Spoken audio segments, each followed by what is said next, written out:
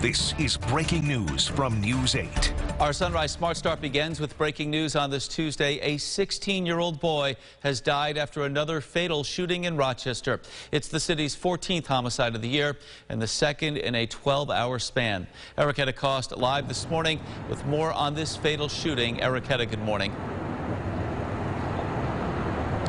Good morning, Mark. Well, that 16-year-old has been identified as Jordan Coleman, was shot last night around 11 p.m. just before midnight, suffered a gunshot wound and later died. No suspects are in custody, and police are asking anyone with any information to call 911. As we are more than 10 homicides into 2021. Another incident occurring yesterday, separate incident not too earlier in the afternoon before 2 p.m. On North Clinton Avenue, officers responded to a scene where another victim was shot and later died. That incident occurring just before 2 p.m. as I mentioned. We are more than double the number of homicides we were a year ago. In Rochester, Erica Cost, News 8. All right, Erica, thank you. For more on these homicide investigations, go online to rochesterfirst.com. President Joe Biden touting vaccination progress while warning states the war against COVID is, quote, far from won. This as the U.S. reaches 30 million COVID cases. The CDC director warning the U.S. is, quote, facing impending doom. So a bit of a mixed message from Washington. Joined by Washington correspondent Kelly Meyer live this morning. Kelly, good morning.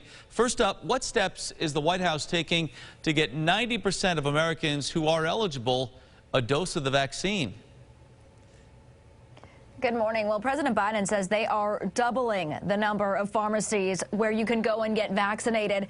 He also says they're adding 12 more federally run vaccination sites. He says every day tens of thousands of people can drive up and leave with a vaccination. He says over 60% of the shots are given to minorities because these sites are in minority communities. And he also says they're sending more aid to states to expand community vaccination sites. He says, quote, more vaccines, more sites, more vaccinators, all designed to speed up what he calls critical work. Well, we're expecting a report from the World Health Organization today as well about the origins of the virus. Any word what we might hear there? Yeah, we're expecting this report to be made public today. It's a joint report between the WHO and China. We are expecting to hear that the transmission of the virus from bat to human was through another animal, and that was the most likely scenario. They are saying that a lab leak is, quote, extremely unlikely. But China put tight limits on the WHO team who was investigating the outbreak. And CBS did an investigation and found the WHO inquiry was far from comprehensive because the Chinese government withheld information. So many questions still to be answered. Kelly, thank you for the live update from Washington this morning. The president is also urging local leaders to keep mask mandates in place and telling some states to wait to reopen their businesses. Help for businesses, meanwhile, set to be extended as the president will sign the Paycheck Protection Extension Act into law. Coming up later today. All right, speaking of today, going to be a beautiful one around these parts. Already a pretty start up at the port. Josh, good morning. Good morning, Mark. Yes, indeed, a beautiful start to the day, and it's going to be a beautiful afternoon. Definitely the pick of the week, as you can see here at 6:49 a.m., just about 6 minutes shy of sunrise, and it's going to be a thing of beauty. That sunrise will be there at the port, and as we look at the temperatures, you can see it's chilly. 33 in Dansville, 31 in Rochester, but we're going to be able to double some of these numbers before the afternoon is out as we enjoy that mainly clear sky. Front back to the west promises to bring a totally different kind of day tomorrow and especially on Thursday. So enjoy what we have while we have it. Upper 60s today or 70 with sunshine, a few clouds, and a balmy breeze, Mark. All right, Josh, thank you. Time now for another check of the roads with our sunrise traffic and the news. Good on the roads as well this morning. A live look over downtown Rochester right now, and really light volume. We've seen this the last couple of days along 490 coming into the city, so should be a good ride there. 390 and 590 looking good as well at this hour of the morning. In other news, a two-story home severely damaged after a fire in Rochester. Crews responding to Oneida Street around 2:30 this morning. There were no injuries reported. The house is no longer livable, however, and the Red Cross is helping one occupant. Officials tell us that fire was brought under control in about 25 minutes. The cause is still being investigated. The state is expanding COVID-19 vaccine eligibility to all New Yorkers 30 and up beginning this morning at 8 a.m. Next Tuesday, anyone 16 and up will be eligible to get the vaccine.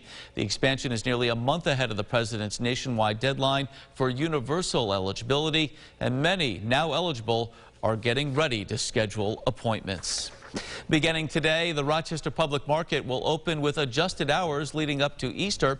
Today through Thursday, the outdoor shopping venue will be open from 6 a.m. until 1 p.m. Saturday, the market will be open 5 a.m. to 3 p.m. Officials say masks and social distancing are required as always. Rochester City Council voting to approve the city's updated police reform plan. The vote was 5-3. The plan includes evaluations of police conduct and calls for a reduction of the RPD budget within the next 1 to 3 years to reallocate resources to other programs. It also asks the state laws be amended to allow the city to terminate police officers for cause and renegotiate the police collective bargaining agreement. That plan must be submitted to the state by Thursday.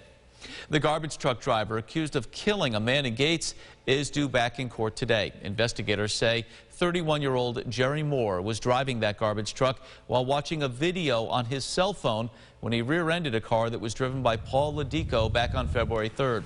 That car was pushed into an intersection along Spencerport Road where it was struck by a pickup. Ladico was pronounced dead at the scene. Moore has been charged with criminally negligent homicide. When the Buffalo Bills return to Orchard Park next year to defend the AFC East crown, the stadium will have a new name. The new home of Josh Allen and the Bills will be called Highmark Stadium. The Bills announcing that partnership with Blue Cross Blue Shield of Western New York last night. Last year, the Bills played at Bills Stadium. After New Era was released from its naming rights agreement, the Bills, one of 4 teams league-wide not to have a corporate sponsor last season. Time now for news from around the state this morning. New York City Council voting to pass a resolution effectively ending qualified immunity for police officers accused of civil rights violations. Legislators say the rule is meant to ensure that officers who violate constitutional rights in the course of a search are not entitled to qualified immunity. This part of a statewide mandate for police reform ordered by the governor last June. The reform plans for all police departments are due by Thursday, as we mentioned earlier. A bill that will permit family members to visit loved ones residing in long-term care facilities during the pandemic has now been signed into law. According to local Assemblyman Harry Bronson, his bill, which allows designated personal caregivers and compassionate care visitors at nursing homes and residential care facilities, was signed by the governor late last night. The new law lets nursing home residents and their families designate 2 or more personal caregivers. Time now for the GRE Morning Business Report. A warning from the FBI about vaccine scams today. The agency and other federal authorities are reminding people you do not have to pay for a coronavirus vaccine, and you will not be denied vaccination if you do not have health insurance. Some scammers have been deceiving people through telemarketing calls and in some cases even door-to-door visits. Any personal protective equipment you purchased over the last year is tax deductible. The IRS says you can write off items including masks, hand sanitizer, and those disinfecting wipes as well. The policy covers PPE purchased since January 1st of last year. You will need to itemize these deductions as part of your medical expenses on your tax return. Hey, some good news for travelers. American and United extending their flight credit expiration dates until March 31st of next year. A wave of flight credits with a 12-month expiration date were issued last year as the pandemic grounded travel. The extension is good for American Airlines travelers who canceled their flights beginning on March 1st of last year. United covers canceled tickets going back to May of 2019. Well, tech companies are accelerating their reopening plans. Uber is now welcoming employees back to the office. The ride-sharing service had previously planned to bring employees back to its San Francisco headquarters later in September. Uber says it will be at a 20% occupancy rate and on a voluntary basis. Microsoft is also reopening its West Coast headquarters today. Well, here's what folks will be talking about at the water cooler this morning. How about some shoes you'll want to smell? Oscar Mayer is serving up bacon-scented shoelaces. The company is offering the laces through a Cook My Kicks sweepstakes. Those looking to treat their feet can tweet using the hashtag Oscar Mayer Cook My Kicks. And sweepstakes now through Thursday for a chance to win the bacony laces. Did anybody stop to think about the puppies that are going to be chasing you around? Say, popular feet for sure. Hey, popular day around these parts as the temperatures are going to soar this afternoon. That's right. We have the makings for a fine spring day from hilltop to lakeshore, Mark. Already seeing that here as we look at our fair flower city. A mainly clear sky, the sun now up, and it is going to be with us all day long. And you can see where the clouds are right now. They are way back to the west here at this point as we look here at our satellite and radar composite. Indeed, the makings for an absolutely picture-perfect day. There's no two ways about that. We started out the morning here in the 30s, and look at where we are going here for the day today. 70 degrees is within reach this afternoon. All right, the big 7-0. We'll look forward to that, Josh. Thank you. That's it for us for now here on News 8 at Sunrise. Our next update coming up in about 30 minutes.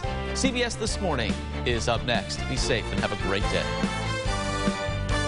Follow News 8 wherever you are on RochesterFirst.com, Facebook, Twitter, and on our app for news and weather.